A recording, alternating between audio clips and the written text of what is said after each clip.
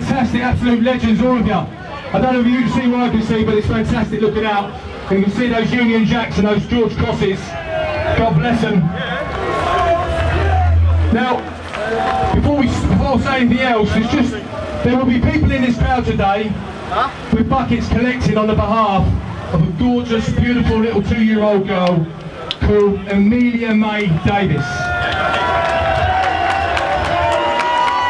Now, unfortunately and tragically, she passed away early last week, and we attended the funeral on Wednesday, myself and Tommy, representing English Defence League, because all you beautiful people helped raise money, thousands and thousands of pounds, to try and save this beautiful little girl, but unfortunately it came too late.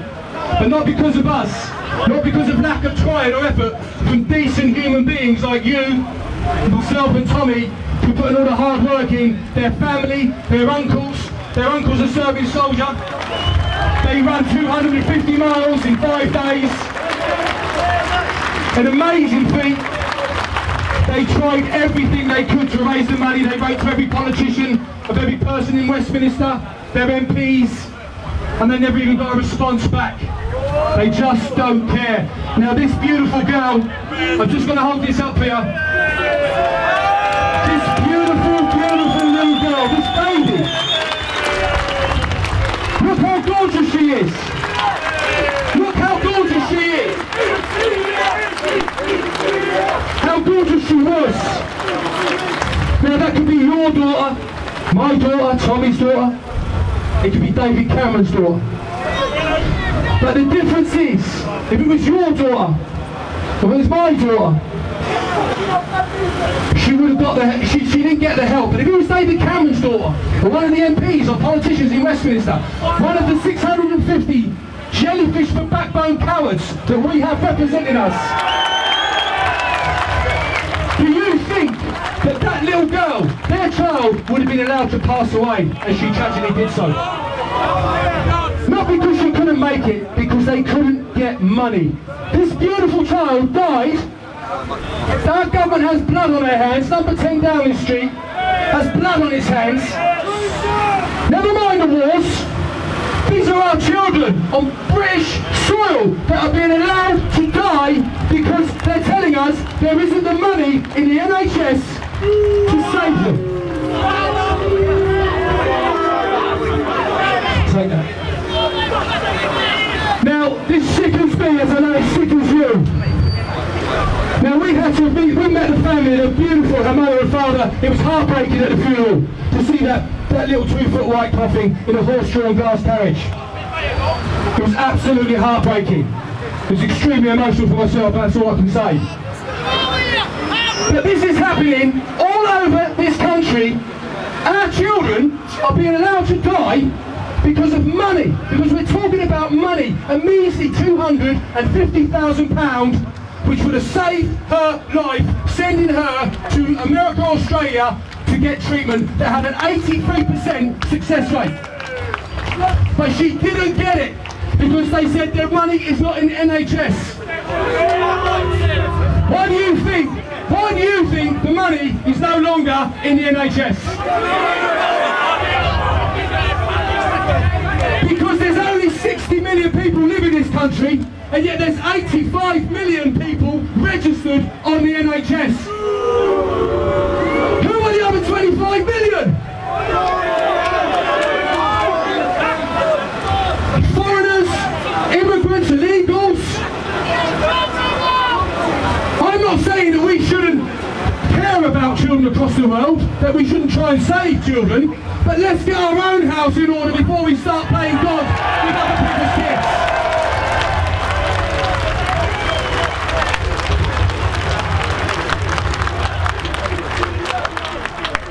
Now this beautiful child has passed, and you can only imagine the family's grief.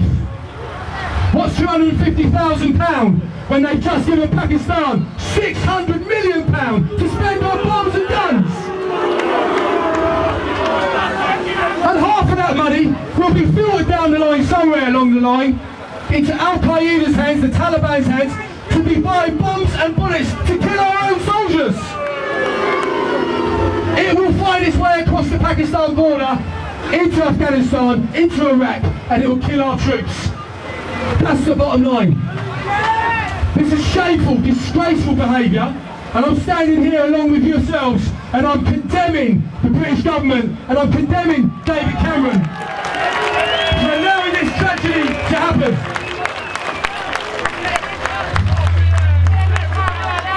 He knows damn well if he took his 2-year-old child to the doctors and said my child's got neuroblastoma, a deadly form of cancer.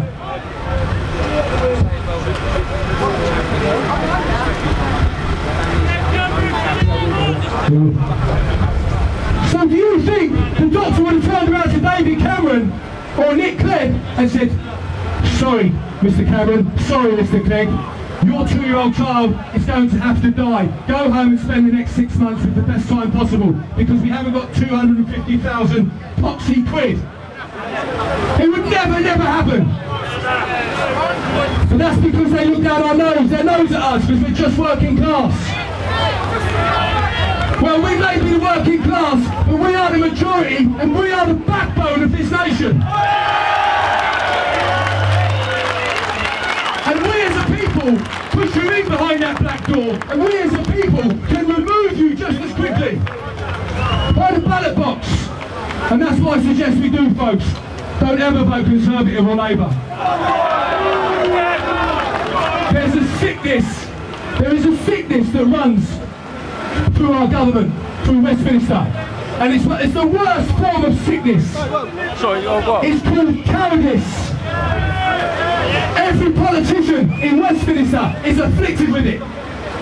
They are showing cowardice in the face of the enemy in this country by failing the people, by failing to defend and protect our children's futures, by failing to tackle Islamist ideology, to tackle Islam, to tackle jihadists, to tackle terrorists. They are failing. But what do? When they fail us, we come on the streets to do it ourselves. We take to the streets like we are now to show the government that we in the English Defence League are not prepared to take it. And we are not going to take it anymore. Now this sickness runs deep. And it runs hard right through Westminster. And all these lefties and all these unions, Labour government, they are all incredibly sick with this sickness, cowardice. They are all spineless. Out of the whole 650 politicians in Westminster, there's not enough bone in the whole lot of them to make one single spine. I've said it before you become a politician in this country, I'm sure there's a surgical procedure that you have to undergo to have your spine removed and replaced with a jellyfish before you can get the job. Now, you're all aware that the Help for Heroes and other charities, they declined our money that we raised because they decided to play political football with the likes of Amelia May's life. And with our money that we were trying to raise, and all you good people were raising for Help the Heroes. So because of they trying to take the high ground, Amelia May's family have now started the Amelia May Foundation because of the hassle they had with the charity. So from now on, we the English Defence League are going to take up the challenge and take this on as a quest for ourselves. We are going to be part of the Amelia May Foundation, and we, the people, will help these poor dying children and shame our government into doing something. Shame on them. Shame on all our politicians. Now, as we said, we were forced to support our troops, and that's what we're about. Everyone hold up these banners. Where's all these banners? Hold up the banners. Get all these banners up in the air. Let the lefty media see these banners.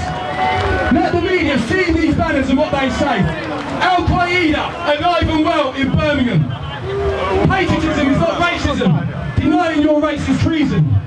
The UAF will never silence us. Support our troops.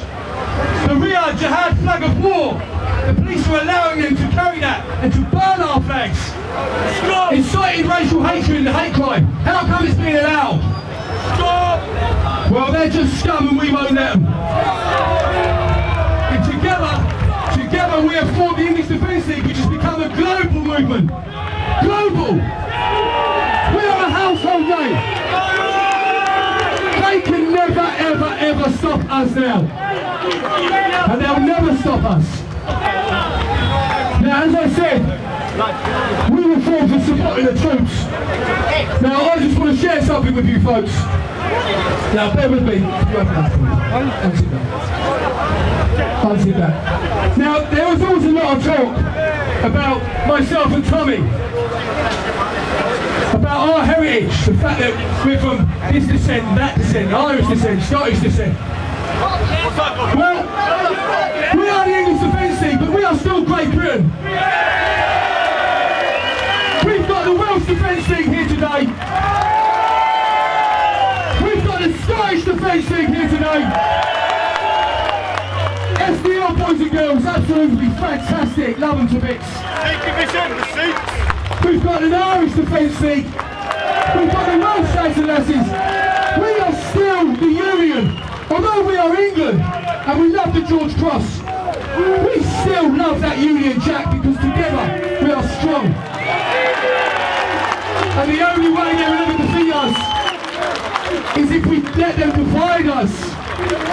We cannot allow them to divide us. This breaking up of the Union, it cannot be allowed to happen. We must keep that Union Jack. It represents us all. That's how we fought off everybody that attempted to take this island together. Now, a lot of videos and a lot of idiots spreading rumours and gossip about myself and Tommy, about the fact that we're Irish this, we're Irish that. What a load of old poppycock! We started this thing 4 years ago, and we started it through pride, passion and belief. And for the love of the Union Jack, and for the George Cross, and the love for our troops. That's why we started it, because we were so outraged at how it was insulted, how they insulted our flags, how they insulted our soldiers.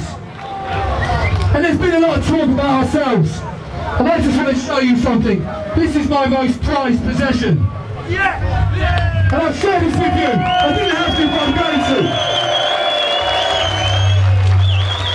Take a good look at those people. Take a good look at those.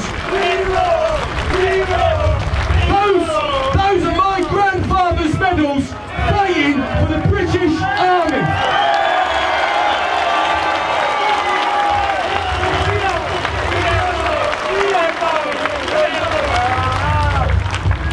He fought attached to the British Army in the First Army, as did Tommy's granddad.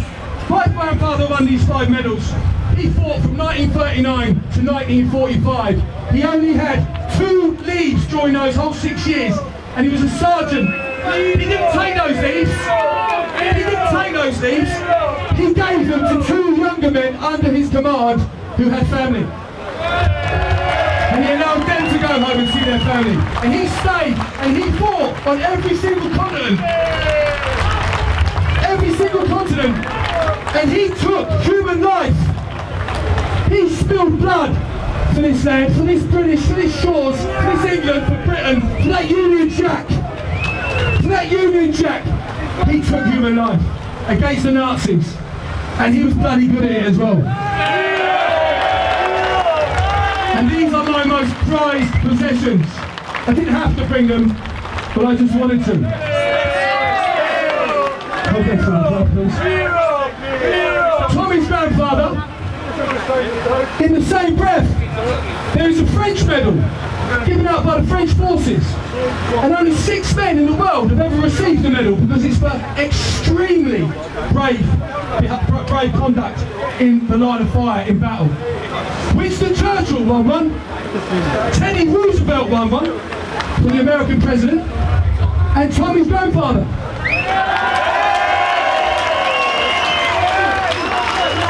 So when we hear gossipers and rumourvilles trying to question our integrity about this movement and why we started it, who we are. We were born in England, Luton Town, on British soil.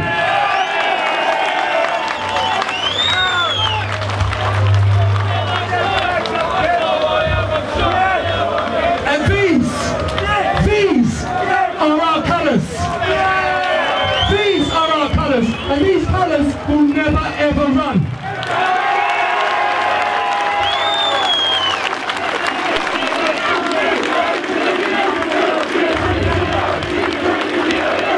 The Union Jack and the George Cross, that is who we are.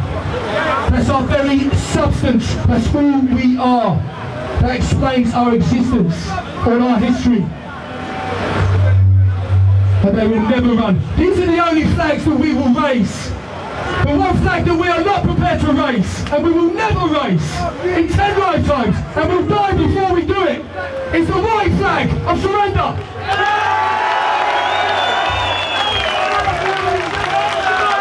Because there will be no surrender to any terrorists, to anyone from any land. Whoever attempts to attack us, whoever attempts to bomb us, they can bomb us, they can bomb our pubs and they can bomb our demonstrations. We will never ever relinquish these colours.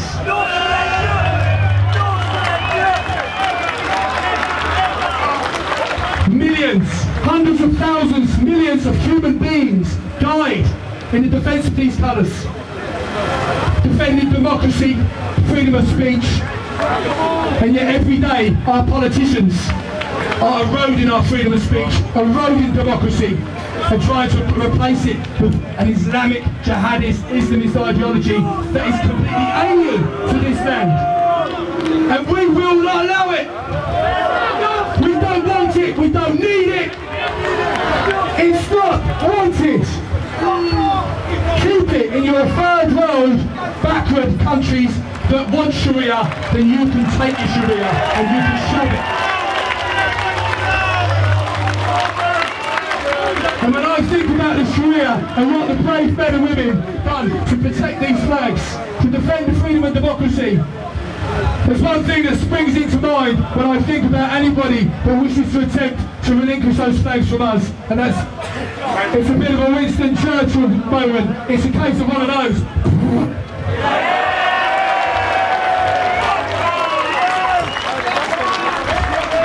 Up yours the lion, we will never ever relinquish those colours and what they stand for. The Union Jack and the George Cross.